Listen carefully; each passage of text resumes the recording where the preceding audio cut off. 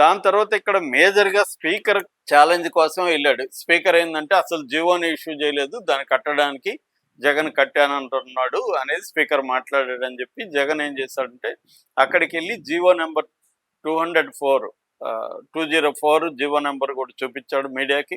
నేను GO ఇవ్వలేదన్నాడు speaker. ఇచ్చాను చూడండి అని చెప్పి ఆ సందర్భంగా స్పీకర్ మీద దాడి చేశాడనేది ఇప్పుడు కూటమి చెప్తున్నారు. జగన్ కామెంట్స్ ప్రధానంగా ఏంటంటే స్పీకర్ ఇంత అబద్ధాలు చెప్తున్నాడు, చంద్రబాబుతో కలిసి కుట్రలు చేస్తున్న ఈ స్పీకర్ అసలు ఆ పదవికి అర్హుడా, ఆయన తలదించుకోవాలి అనే వ్యాఖ్యలు చేశాడు.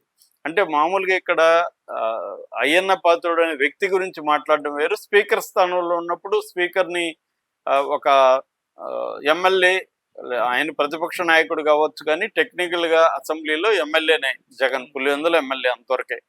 ఒక ఎమ్మెల్యే స్పీకర్ని ఇలా తోలనాడొచ్చా అంటే గతంలో కూడా తెలుగుదేశం వాళ్ళు కూడా తమ్మినేని సీతారాం లాంటి వాళ్ళు ఇంతకంటే ఎక్కువ కామెంట్లు చేశారు.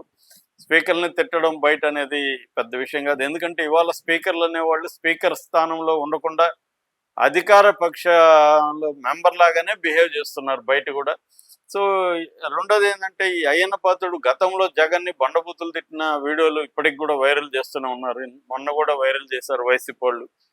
సైకో అనడం, పచ్చి బూతులు తిట్టడం, అది అట్లాగే అధికారుల మీద ఆయన ఎలా బూతులు తిట్టాడు ఆ వీడియోలు కూడా బయటికి తీశారు. స్పీకర్ అయినా కూడా ఆయన అధికారుల మీద తిట్టడం, మొన్నెవరో నా మీద పోస్ట్ పెట్టాడు, వాడిని అర్జెంటుగా అరెస్ట్ చేసి 1 year జైల్లో పెట్టండి అనడం, ఇలాంటి వీడియోలంతా కూడా వైసీపీ వాళ్ళు స్పీకర్కి యాంటీగా చేస్తున్నాడు. అంటే అయ్యన్న పాత్రుడు ఒక స్పీకర్ లాగా బిహేవ్ చేయట్లేదు, తెలుగుదేశం నాయకుల్లాగా బిహేవ్ చేస్తున్నాడు అనేది వాళ్ళ ఆరోపణ.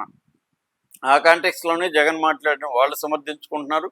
కానీ స్పీకర్ స్థానంలో ఉండేవాడిని తలదించుకోవాలి, అతనికి స్పీకర్ పదవికి అనర్హుడు అంటూ మాట్లాడడం, దీన్ని బేస్ చేసుకొని జగన్ మీద చర్యలు తీసుకోవాలి, అట్లాగే జగన్ ఈ 18 కండిషన్ని ఉల్లంఘించి వచ్చాడు కాబట్టి అనేక కేసులు పెట్టాలనేది వీళ్ళ ప్లాన్. గతంలో కూడా జగన్ వివిధ పర్యటనలకు వెళ్ళినప్పుడంతా కేసులు పెడతానే ఉన్నారు. బంగారుపాలెంలో అయితే చాలామంది రైతుల మీద కూడా కేసులు పెట్టారు, అంటే రావద్దంటే కూడా వచ్చారని చెప్పి.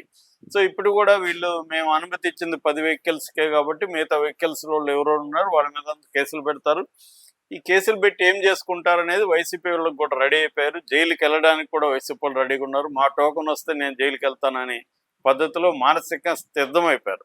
నేను చాలాసార్లు చెప్తుంటాను, మనం యుద్ధంలో కానీ పాలిటిక్స్లో కానీ ఒక స్ట్రాటజీ పదే వాడితే అది పనిచేయదు.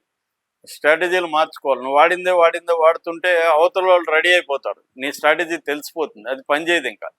సో ఇప్పుడు చంద్రబాబు ప్రభుత్వం కూడా పదే కేసులు పెట్టి పదే జైలుకి పంపించడానికి ట్రై చేస్తుంటే వాళ్ళు కూడా రెడీ అయిపోతారు. ఓకే, జైలుకి వెళ్తాము, ఏమవుతుంది, జైల్లో ఉంటాము 1 month 2 months 3 months ఉంటాము, రెస్ట్ తీసుకుంటాం, వస్తాము. కానీ అంతకంటే ఏం చేస్తాడు చంద్రబాబు నాయుడు? కేసులు పెట్టబోతాడు, కోర్టులో తేల్చుకుంటాము అన్న పద్ధతులు వాళ్ళు కూడా లీగల్ టీంను ఫామ్ చేసుకున్నారు. జైలుకి పోవడానికి వాళ్ళు యోగా గీగా ప్రాక్టీస్లు అవన్నీ చేస్తున్నారు. ఎందుకంటే జైల్లో కొంత ఇబ్బందులు అయితే ఉంటాయి కాబట్టి ఆ ఇబ్బందులకి రెడీ అయిపోతున్నారు. సో కాబట్టి ఎప్పుడైతే నువ్వు పదే ఒకే పద్ధతిని అనుసరిస్తే అది పనిచేయదు. పైగా జనంలో కూడా వీళ్ళకి అధికారం ఇచ్చింది జగన్ లాగా అరాచకాలు చేయొద్దని అధికారం ఇస్తే అంతకంటే ఎక్కువ అరాచకాలు చేయడం మొదలుపెట్టారు, అంతకంటే ఎక్కువ అవినీతి చేయడం మొదలుపెట్టారన్న భావన వెళ్ళడం అనేది కూటమికి కూడా నష్టం కలిగజేస్తుంది. సో ఇదంతా జగన్కి తెలుసు కాబట్టి జగన్ ఏం చేస్తున్నాడు అంటే ఒక రకమైన ట్రాప్ వేస్తున్నాడు. అంటే మీరు నన్ను సస్పెండ్ చేయండి, మీరు నన్ను ఇది చేయండి.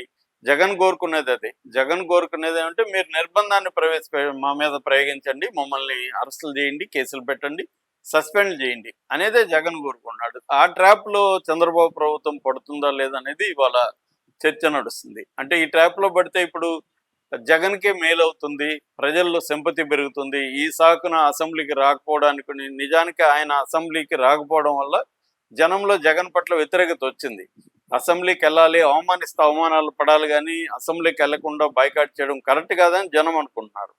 ఇప్పుడు కానీ సస్పెండ్ చేస్తే జగన్కి మంచిది అవుతుంది. చూసారా, నేను ముందే చెప్పాను కదా, అసెంబ్లీకి వెళ్ళినా ఒకటే లేదని.